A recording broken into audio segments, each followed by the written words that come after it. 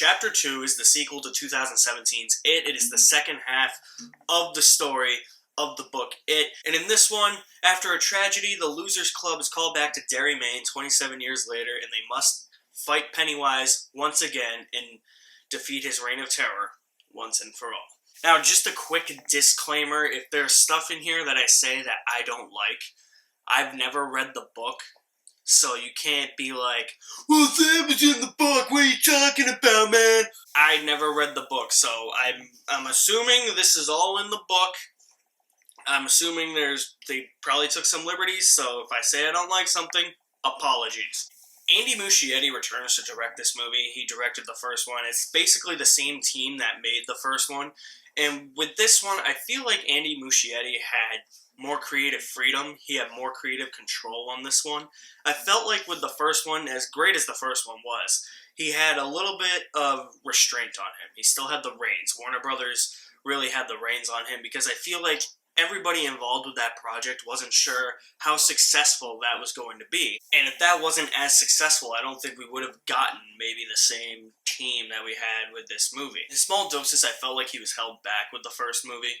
In this one, not so much. Again, he's got so much creative control here that he just goes for it. You can tell he's really a huge fan of Stephen King and the book It, and he really wants to make a faithful adaptation. And I think from what I've heard, his goal was achieved. Cast in this movie is amazing as well. James McAvoy is great as always. Jessica Chastain is great. The Old Spice guy, he's awesome too. Two of the biggest standouts. One of them was a standout from the first movie, and that was Bill Skarsgård as Pennywise. My God, man. Anytime I see a clown, it's going to be him. I'm going to be freaking afraid. One standout in this movie amongst the adult cast, Bill Hader as Richie. Bill Hader really surprised me in this movie because he's such a comedic actor and he is allowed to use a lot of humor in this movie. But the fact that he's in a horror movie, I like that he was cast as Richie. It gets him to step out of his comfort zone. When actors can step out of their comfort zones and they're really good when they step out of their comfort zones, that's where I'm going to give them a lot of praise. Bill Hader was definitely the standout, along with Bill Skarsgård as Pennywise. You can definitely tell that with the adult cast in this movie, James Ransone, Jessica Chastain, James McAvoy, Isaiah Mustafa, Jay Ryan.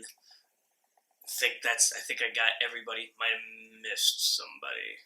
Don't know. But you can tell they all bonded. They all had this special chemistry. They all have great chemistry on screen.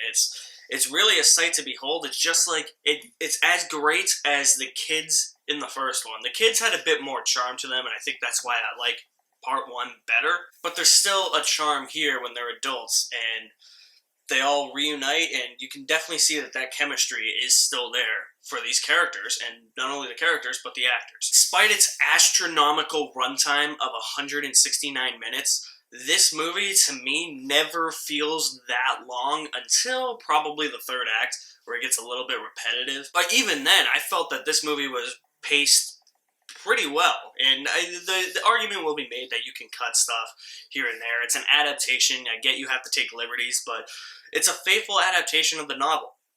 And if you want to include everything in there, you have to include everything in there, especially where people, from what I've understood, weren't too happy with the miniseries, with the way that turned out. So I feel like its runtime is justified. Maybe not so much in the third act, where it continues to go on for a little bit, but everything in here, for the most part, I was like, I think you can keep that in the movie. There are probably a couple things you could cut. Get into that later. But the 2 hour and 49 minute runtime never really bothered me. It is long, I'll say that, but it never bothered me. It never felt that long until that third act. Speaking of that third act, this is where my negatives for the movie come in. It just feels a bit repetitive. That third act is literally, I looked at my watch, it's literally 36 minutes long.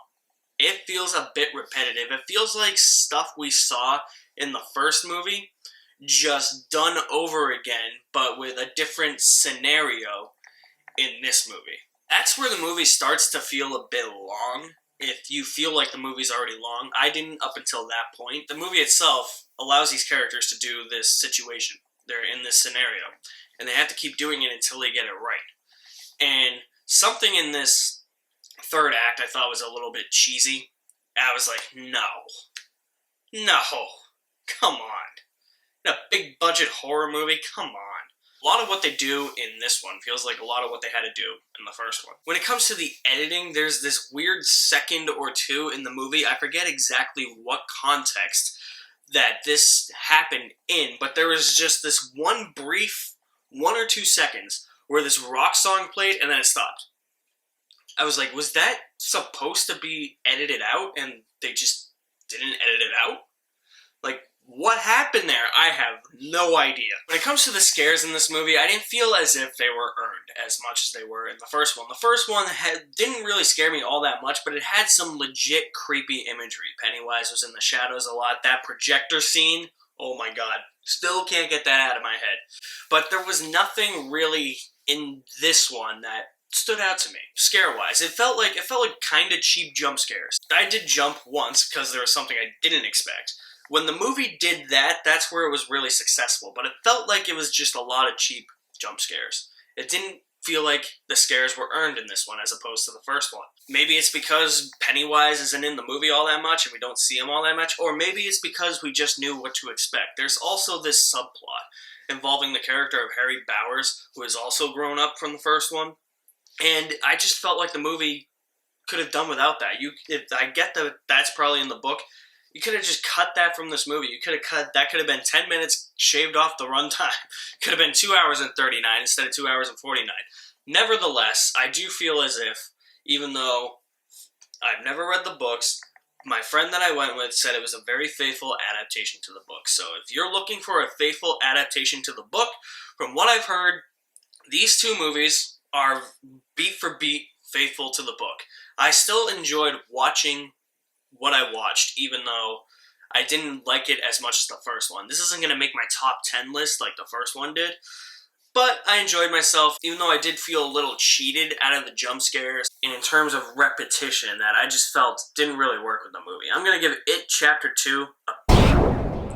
Slightly disappointed, but still, I mean, you can just watch these two around Halloween time as a 1 5-hour epic, and it'll still be great. I'm pretty sure if you watch both of these back to back, it'll still be great. This is just the part of the story that I've heard people like the least out of the two parts. I know that people love it when they're the kids. There's something about like kids. They're just charming. When you play off their fears, makes more sense than when they're adults. Guys, thank you for watching my review of It Chapter 2. I should have more reviews coming very soon.